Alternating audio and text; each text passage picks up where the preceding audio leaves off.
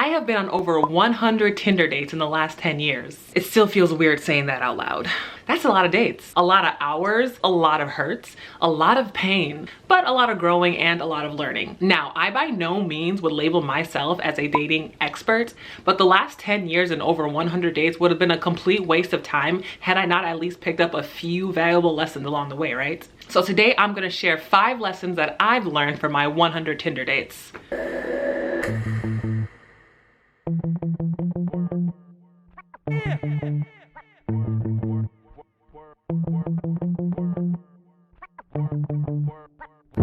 Doesn't mean less when you make that sound. Come at me best when you spread shit round. Only works well when you ponder spontaneity.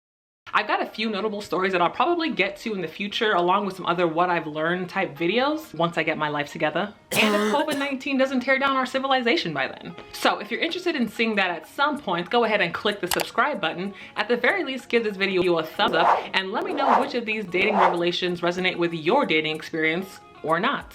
I'd love to hear from you either way. Okay, thanks. Let me clarify just a few things before I get into the lessons. First and most importantly, the number 100, 111 to be exact, does not represent number of hookups. It's not a body count, so get that idea out of your head. Of the 111 dudes, 60% of them I only met up with one time. Could have been we went out to grab a drink, we went to an open mic night, or we walked around the lake. And for a variety of reasons, we just didn't go out for a second date, though we might have continued communicating for some time. About 32% of them were between 2 and 10 dates, maybe a couple of them were a little bit more than 10 dates, and then the remaining 8% were either pseudo relationships or much more than 10 dates. So you may be wondering, how did I keep track of all of this, or how do I know the numbers so exactly? And it's because I'm a person who journals a lot since I was a child, and around dude maybe 30 or so, I decided to be much more intentional about keeping track of who I was meeting and what was happening. So I have journal entries for most of them, but I remember all of them, so that's how I know. Secondly, even though it sounds like a really high number, you have to keep in mind that I started when I was a senior in high school. I was 18 and now I'm 28. I'd have times of really high activity where I was meeting multiple people a week. I'm real good with the calendar. And I'd also have long stretches, maybe months, where I wasn't meeting anyone and I wasn't using any dating apps. So it wasn't as time consuming as it might sound, at least most of the time. And third, while I say 100 Tinder dates, in reality, I was meeting dudes from Bumble, from OkCupid, from Plenty of Fish, and from Coffee Meets Bagel. But the overwhelming majority of these dates were with dudes that I did meet on Tinder. If you have questions about any of the logistics regarding these dates, let me know in the comments below. All right, let's get into it. Lesson number 1, people online can be really crazy and sometimes very mean, but you cannot let it get to you. You may be wondering, did I ever encounter any sleazy, rude, or even racist men online? And the answer is yes. Yes, I have. A lot. Both via just messaging and in person. I do not know why some men choose to talk to women like that. People in general are just much more bold when they're able to hide their identity on the internet. I mean, just look at the YouTube comments, right? And I think had I been meeting dudes within my social circles or anywhere where we had mutual connections, they wouldn't act crazy because there would be social repercussions for their behavior. But online, when you don't know who they really are, they don't need to worry about manners because no one they know in real life is ever gonna find out what they're doing or saying. A lot of people out here are emotionally broken, or they've been hurt themselves by somebody else from online probably, or they're struggling with mental illness because, oh my God, the amount of mental illness out here is astonishing. Regardless, I 100% believe that hurt people, and I had to develop a thick skin pretty quickly, especially being a Black woman. In the online dating arena, people will treat you like you are disposable. I've had great convos with dudes via messaging and thought we were making a great connection, and then boom, I just never hear from them again. It's kind of like an addiction, I guess, like gambling. You keep swiping, keep swiping, keep swiping with the hopes that you'll find someone just a little bit better than who you're currently talking to. And with the number of people using these apps, you feel like the odds are in your favor, so you keep swiping. So people treat others like they are not real people on the other side of the screen. I'm not even gonna lie, at a certain point, I was so incredibly jaded with online dating that I started to treat dudes who had done nothing wrong to me like they didn't matter. I've ghosted dudes. even some that I'd already met in person. And I know now that there really is no excuse for that. Don't ghost people. It's not nice at all. I guess at the time I felt that they didn't really care anyways, and that they'd find somebody new by the end of the week. So my actions didn't really matter. And I had to learn that when I started to feel that way, I needed to take a dating break. I needed to take a break when I started to become what was wrong with all these dating apps. So the moral of the story is, don't become like the emotionally broken people that you find online. Playing the who cares less game with someone doesn't bring you joy, and it actually prevents you from experiencing anything good. Even if someone you really, really like ghosts you, don't let that make you bitter. Just charge it to the game, eat some ice cream, and keep it moving. And when you want to end things with someone, which is fine because you don't have to continue dating someone that you're not interested in, just make sure to do it in a timely manner, do it honestly, and do it respectfully. Closure is good. Lesson 2, you have to know what you want, what your values are, and how to communicate those effectively. When I started online dating at 18, I didn't know what the hell I was doing it for. I was just curious. And I didn't date at all during high school prior to the online dating that I did a few months before going to college. So I had very little experience with boys, and no one ever talked to me about how dating, let alone online dating, worked. So I guess I was just trying to do what was normal and date. But not knowing what I wanted really fucked my game up. I mean, how could I make decisions about who to go on a date with if I did not know what I was looking for? How do I set boundaries for myself? I mean, any Tom, Dick, or Harry was fair game as long as he had a funny opening line and a cute smile, you know?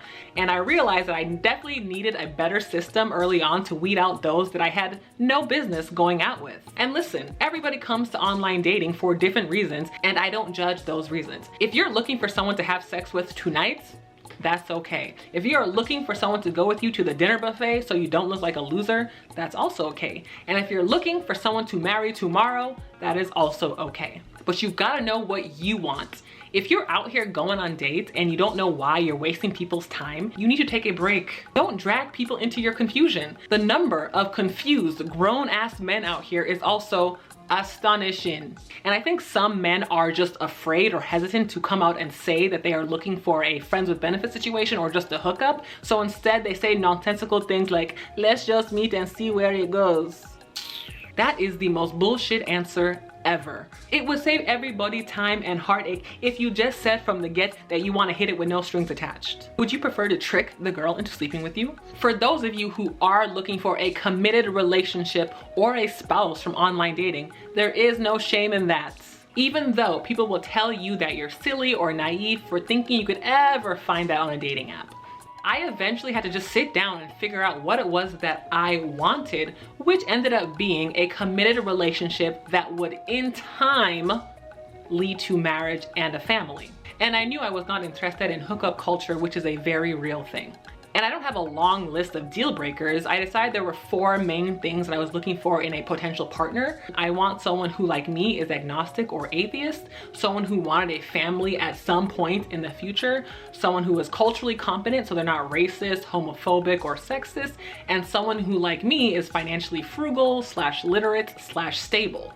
And initially I was really scared and hesitant to communicate that early on because I don't know, I guess I was scared I was gonna scare the dude away. But I had to get over that, and I did scare dudes away. I scared away the hookup ones and the confused ones. And sidebar, sir, just because I want a marriage and family in the future does not mean that I want it with you. Please do not flatter yourself. You are still in the pre-audition phase. If I know that a dude doesn't ever want a family or that his best friend is Jesus, then what are we doing here, honestly? Besides wasting my emotional and mental energy. I would usually bring up these topics during the initial texting phase or within date 1 or maybe 2. And some people will say don't bring up religion or politics on date 1, but I don't have time to find out a month from now that you're homophobic or that you believe in the resurrection. One last thing I'll say about knowing what you want. Once you communicate what it is that you want, you have to make sure to find out what the other person wants.